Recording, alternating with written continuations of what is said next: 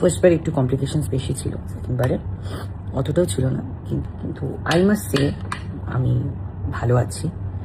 আমার সুন্দর করে আমি একটা সদ্যজাতকে পৃথিবীতে আনতে পেরেছি। আর আমার মনে হয় doctor should be like this. ডক্টরের কোনো জাত, ধর্ম, বর্ণ এগুলো দেখা মানায় না, because doctor should be neutral.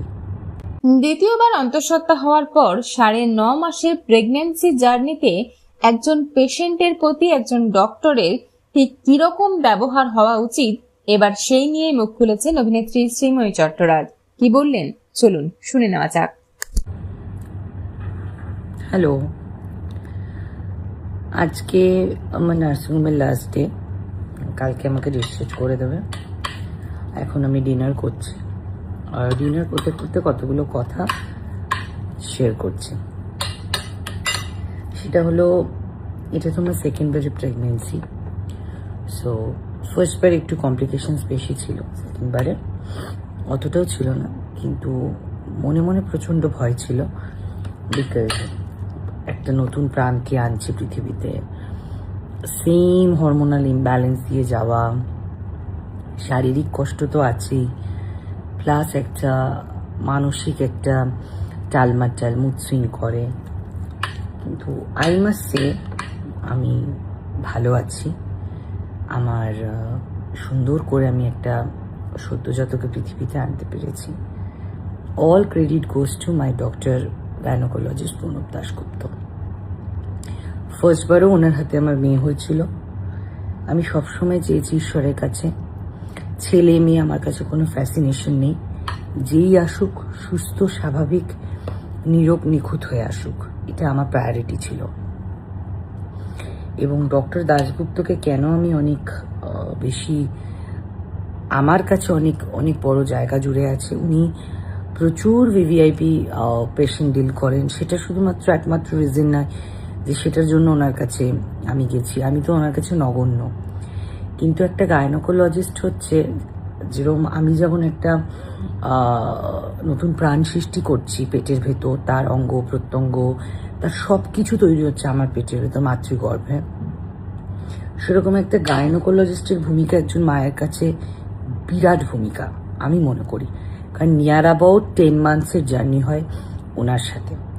So আমি প্রণব দাশগুপ্তকে দেখেছি, উনি তো হাইলি এক্সপিরিয়েন্সড, এত সিনিয়র, 80 বছরের কাছাকাছি, 80 বছরের উপর বয়স, অভিজ্ঞতা তো একটা দাম আছে।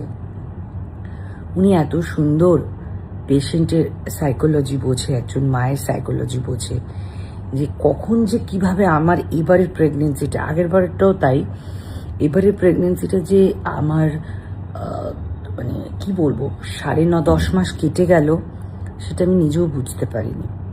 আর আমার মনে হয় doctor should be like this. ডক্টরের কোনো জাত, ধর্ম, বর্ণ এগুলো দেখা মানায় না, because doctor should be neutral. অনেকেই রয়েছেন ডেফিনেটলি ভালো ডক্টর রয়েছেন।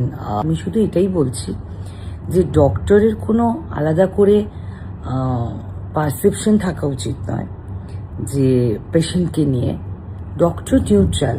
আমি প্রণব দাশগুপ্তকে দেখেছি, ওনার কাছে যদি আমার বাড়ির কেয়ার গিভার্স যায়, তাকেও উনি যেভাবে ট্রিট করে উনি দেখেওছেন। যিনি কেয়ার গিভার্স, মানে যিনি রান্না করেন, তাকে আমি পাঠিয়েছিলাম প্রণব দাশগুপ্তর কাছে, একটু গাইনো প্রবলেম হয়েছিল।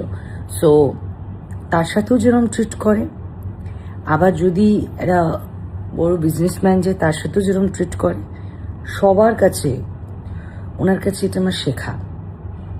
10টা মাসের জার্নি, আগের বারে 10টা-20টা মাসের জার্নি, বহু আগে থেকে আমার সাথে আলাপ।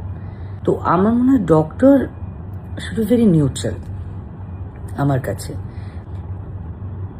উনি আমাকে অনেক কিছু শিখিয়েছেন, আমাকে ধৈর্য ধরতে শিখিয়েছেন, আমাকে সুন্দরভাবে মাতৃত্বের স্বাদ উপলব্ধি করতে শিখিয়েছেন। এবং আমি যখন ওটিতে ঢুকছি, আমার প্রচণ্ড মন খারাপ লাগছিল, প্লাস বাড়িতে মেয়েটা ছিল, এবং ভয় তো লাগছিল ডেফিনেটলি যে কী হবে। গল্প করতে করতে এত সুন্দর ওটি করলো, এবং ওনার টিম ফ্যান্টাস্টিক। ওনার টিম, আমার যিনি অ্যানাস্থেশিয়া করেছেন গৌতম স্যার, সত্যেন স্যার, আমার যিনি চাইল্ড পেডিয়াট্রিশিয়ান ছিল চন্দন রয়, প্লাস আসমা ম্যাডাম ওখানে ডক্টর ছিলেন, তারপরে আমার রেডিওলজিস্ট ডালিয়া ম্যাম, এভরিওয়ান এত সাপোর্টিভ। আমরা গল্প করতে করতে, ছবি তুলতে তুলতে কখন যে ওটিটা হয়ে গেল, এবং ওটির পর আমি ধীরে ধীরে কথা বললাম। কথা বলার পর আমি বাচ্চাকে কোলে নিলাম, বাচ্চার মুখ দেখলাম, হই হুল্লোড় করে কেটে গেল। সিরিয়াসলি এটা আমার জীবনে মেমোরিজ হয়ে থাকবে। আমি গ্রেটফুল ঈশ্বরের কাছে, হয়তো আমার সন্তানই এরকম ডক্টরের কাছে আমাকে নিয়ে গেছে, 2 সন্তানই, এবং এত সুন্দর করে আমার 9.5 মান্থসের জার্নিটা আমাকে কভার করে দিয়েছে। লাস্টের 2 মাস ধরে আমার ঘুম হচ্ছিল না, আমার পিঠে যন্ত্রণা। এমনও দিন হয়েছে আমি রাত্রিবেলা ডক্টরকে 2টোর সময় ফোন করেছি, যেটা এখন হয়তো মনে হয় কেন করলাম, এটা তো সামান্য ব্যাপার। তখনও কিন্তু স্যার ফোন ধরেছেন, ওনার অ্যাসিস্ট্যান্ট সুষমাদি, উনি ফোন ধরেছেন স্যার যখন পারেননি। কি হয়েছে বলো, কি প্রবলেম হচ্ছে। ইভেন ওটি থেকে বেরিয়ে আমার প্রচণ্ড খিদে পেয়ে গেল, রাত্রিবেলা ফোন করে, কেন ওটি পেশেন্টকে তো দেয় না, স্যার আমার খিদে পাচ্ছে। প্রত্যেকটা মুহূর্তে একটা, যেমন আমি যেমন মাতৃগর্ভে একটা বাচ্চাকে লালন পালন করে বড় করছিলাম, মানে ও তো আমার মধ্যে দিয়ে সব খাচ্ছে, সব কিছু ওর মধ্যে যাচ্ছে, কিন্তু মাতৃগর্ভেই তো বেড়ে উঠছে, সেরকম ডাক্তারবাবু আমাকে, আমার মনে হয় মানে কি বলবো, নিজের সন্তান সমভাবে আমাকেও সেরমভাবে লালন পালন করেছে। কখনোই একটা পেশেন্ট হিসেবে ট্রিট করেনি। কি দরকার, আচ্ছা যদি তোমার চকলেট খেতে ইচ্ছা হয় চকলেট খাও, রাত্রেবেলা ওটি থেকে বেরিয়ে ডক্টরকে ইনফর্ম করে দিল এখানে নার্সিংহোমে আছে, ওকে একটা বিস্কিট দাও, কি খেতে চাইছে একটু হালকা করে স্যুপ দাও। মানে সব সময় আমাকে এমন সুন্দর করে ট্রিট করেছে, প্যাম্পার করেছে, এখন আমি মিস করছি জানি এটাকে।